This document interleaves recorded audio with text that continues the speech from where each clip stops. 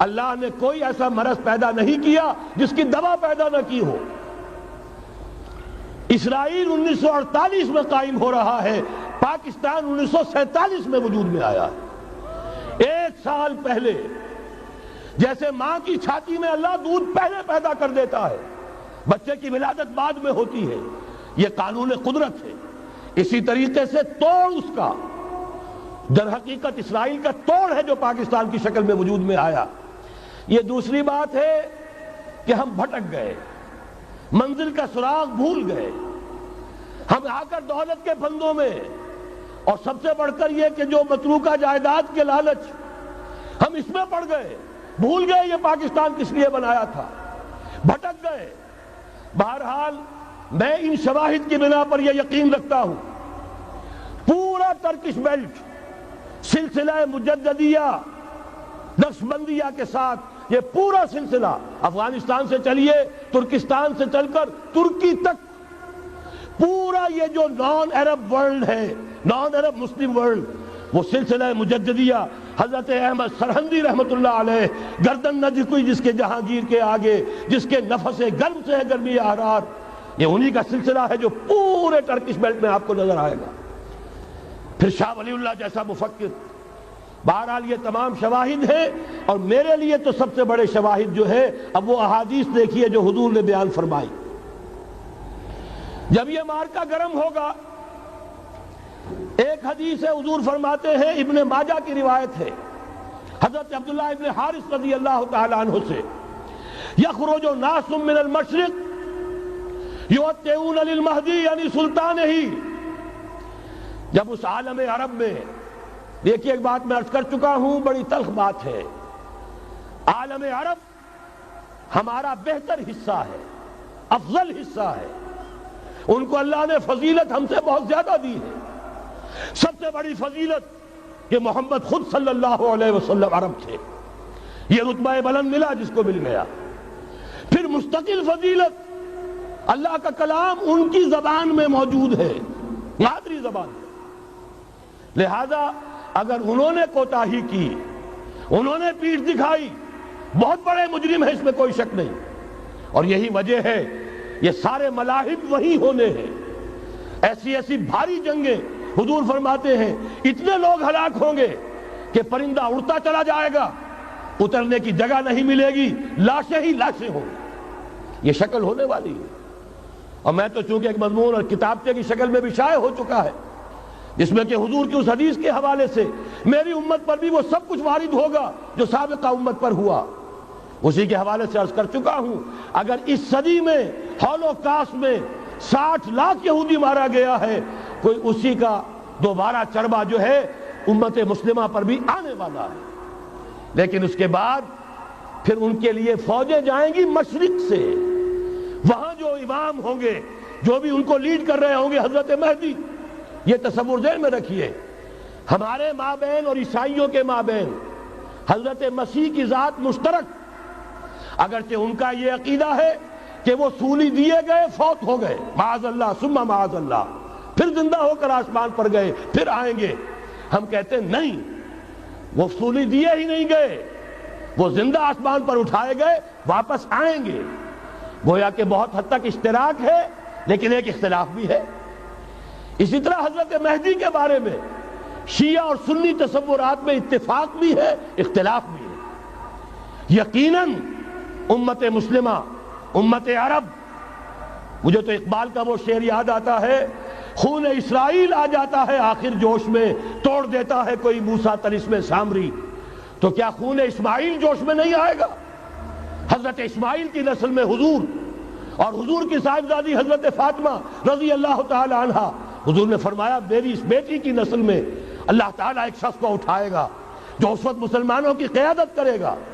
یہ چیز ہمارے اور اہل تشیع کے مابین مشترک، فرق یہ ہے وہ سمجھتے ہیں کہ ان کے 12ویں امام کہ جو آج سے 1200 برس قبل روپوش ہو گئے تھے وہ ظاہر ہوں گے، ہمارے نزدیک نہیں، وہ پیدا ہوں گے، نو مولود ہوں گے، عام انسانوں کی طرح آئیں گے، ہوں گے نسل فاطمہ میں سے رضی اللہ تعالی عنہا، اور وہ اس وقت عربوں کی قیادت کریں گے۔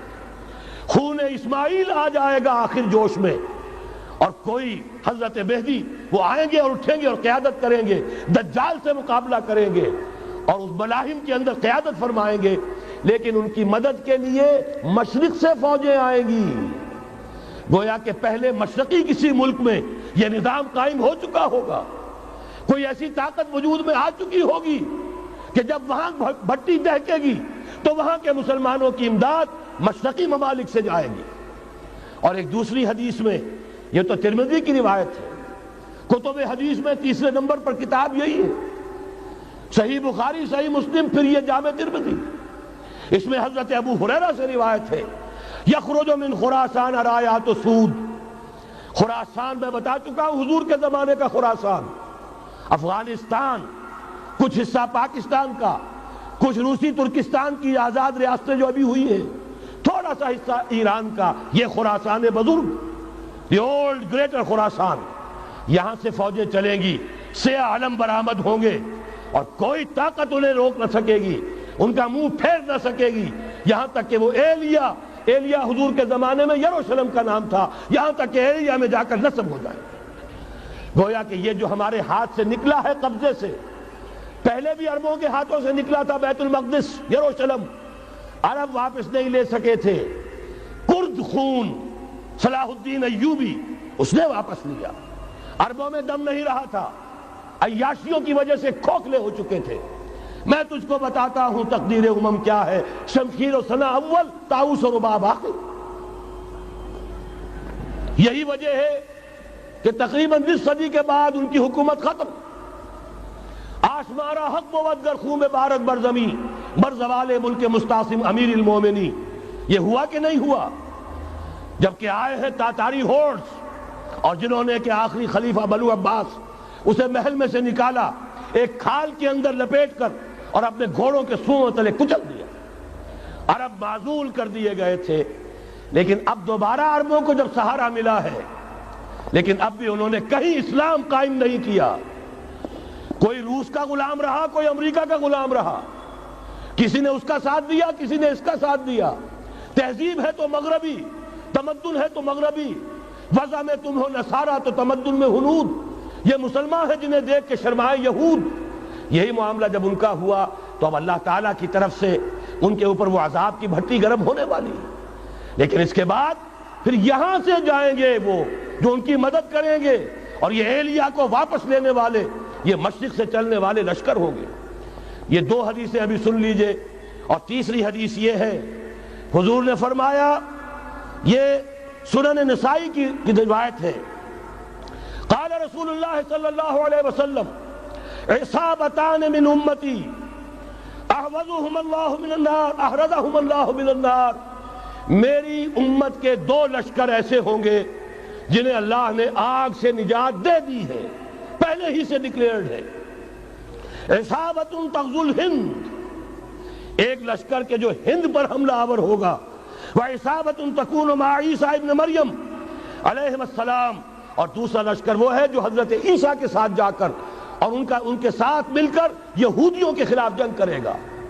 میں اس حدیث کا جو مطلب سمجھتا ہوں واللہ عالم، یہ اسی علاقے میں جب انقلاب آ جائے گا، یہ علاقہ خراسان اور پاکستان، جب یہاں نظام خلافت قائم ہوگا، یہاں سے اسلام کی توسیع ہوگی، اور یہاں سے جانب مشرق ہند اور جانب مغرب یہ جو یہودیوں کا سیلاب آ رہا ہے، ان دونوں کا مقابلہ کرنے کے لیے انشاءاللہ العزیز، ورنہ یہ عصابتان جو ہے ایک حدیث میں جمع کرنے کی کوئی اور حکمت ہو نہیں سکتی، ورنہ تو ہندوستان پہ کئی لشکر آئے ہیں، لیکن یہ کہ در حقیقت اسی وقت جبکہ عالم عرب میں وہ بھٹی دہکے گی، اسی وقت یہاں انقلاب آ چکا ہوگا۔ ایک طرف یہاں سے مدد کے لیے لشکر جائیں گے کہ جو مسلمان عرب جو ہیں ان کی مدد کریں گے، حضرت مہدی کے جھنڈے تلے لڑیں گے، حضرت مہدی کی حکومت کو مستحکم کریں گے، یؤتون للمہدی، دوسری طرف وہ ہندوستان کی طرف پیش قدمی کریں گے، اور یہیں سے جیسے اس وقت سیلاب نکلا تھا جزیرہ نما عرب سے، ایک داہنی طرف ایک بائیں طرف، ایران، افغانستان، ترکستان، ادھر مصر، لیبیا، الجزائر، مراکش، باریطانیہ، اسی طریقے سے انشاءاللہ اسی علاقے سے اس کا آغاز ہوگا اور بات آگے بڑھے گی۔ تو غرب اثر حاصل کیا ہے؟